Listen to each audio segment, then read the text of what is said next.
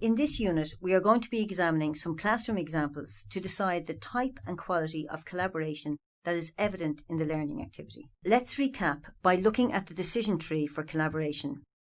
As you learned in the previous unit, the decision tree for collaboration is built around 4 questions, and each question corresponds to a big idea in collaboration.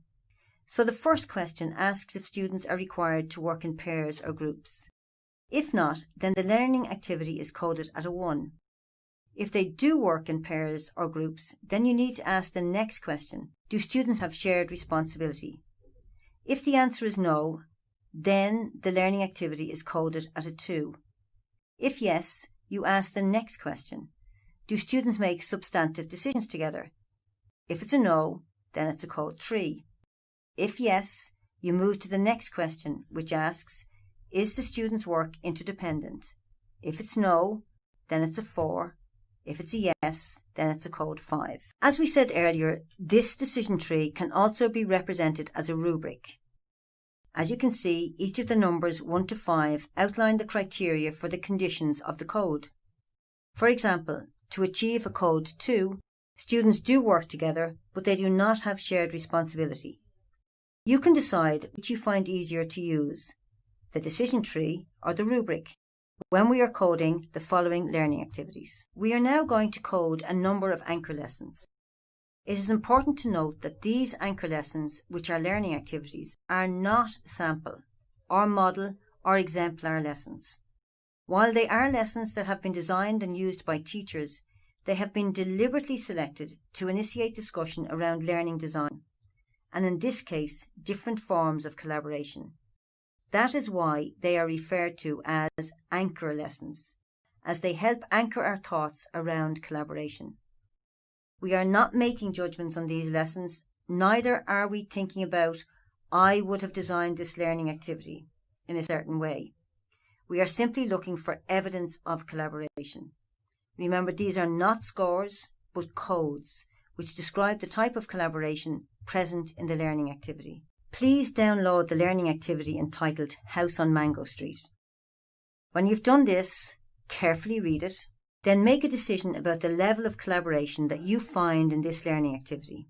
In deciding how to code it, you need to be able to point to evidence in order to justify the code you select. Remember, you are not looking for what you think you might do. Instead, you are looking for evidence to support the code you are going to give this learning activity. Having examined the House on Mango Street anchor lesson, please indicate the code you assign this learning activity. We would encourage you to join the discussion area where you can share your views on how you coded this learning activity. What code did you assign House on Mango? What evidence can you point to in order to substantiate your decision? The House on Mango Street learning activity is a code 2. The students do work together, but they do not have shared responsibility. Where did we get the evidence for this? On step 4 of the learning activity, it reads, work in pairs with another student, read your partner's poem, think about the following questions and use them to provide feedback to help your partner edit or improve his or her poem.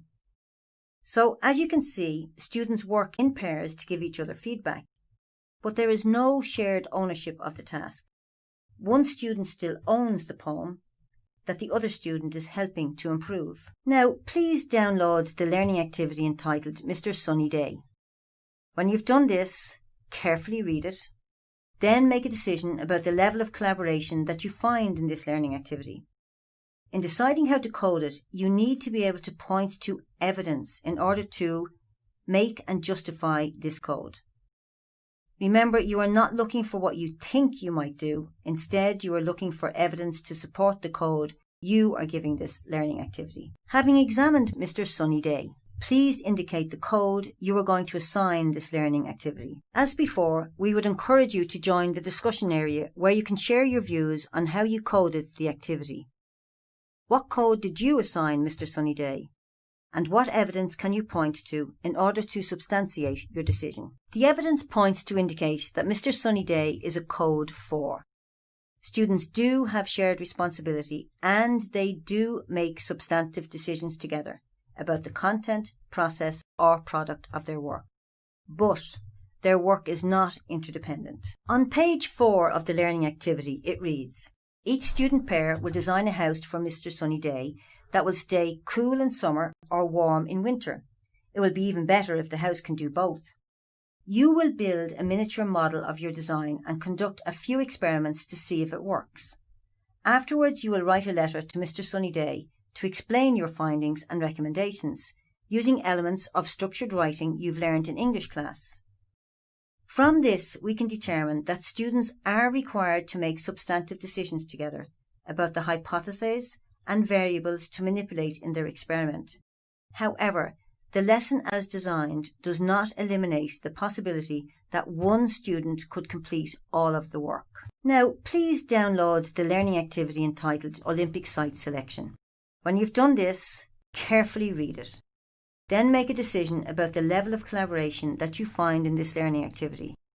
In deciding how to code it, you need to be able to point to evidence in order to justify this code. Remember, you are not looking for what you think you might do. Instead, you are looking for evidence to support the code you are going to give this learning activity. Having examined Olympic site selection, please indicate the code you assigned this learning activity. As before, we would encourage you to join the discussion area where you can share your views on how you coded the activity. What code did you assign Olympic site selection? What evidence can you point to in order to substantiate your decision? The evidence points to a code 5 for this learning activity. This means that students do have shared responsibility and they do make substantive decisions together about the content, process or product of their work, and their work is interdependent. The evidence for a code 5 is found on page 4. The second bullet reads, each team member is a specialist in his field and will research the 4 sites to determine the advantages and the disadvantages of each location. Be sure to find current information on the internet to make sure that current environmental trends are taken into account. The team will then compile its findings and determine the best location for the Olympic Games. And the last bullet point states, the final product will be a business letter to the IOC recommending one site for the Games. The letter will discuss team findings with respect to all 3 sciences. The team will also produce a chart showing the strengths and weaknesses of each location. These bullet points indicate that students must work together in groups to do this activity, and they share responsibility for the work. The students must also make substantive decisions together that require negotiation. In particular, the seismologist, the volcanologist, and the geologist must integrate what they have learned to reach a group decision about which country to recommend as a site for the Olympics. Group members must write a letter to the IOC justifying their decision. The information provided by each group member from their research is a vital part, as the letter must discuss team findings with respect to all 3 sciences. Now that you've examined a number of Enchro lessons, you can see how the rubric for collaboration is a useful framework when designing learning activities in order to develop students' collaborative skills. In the next unit, you will examine a video case study of collaboration in action.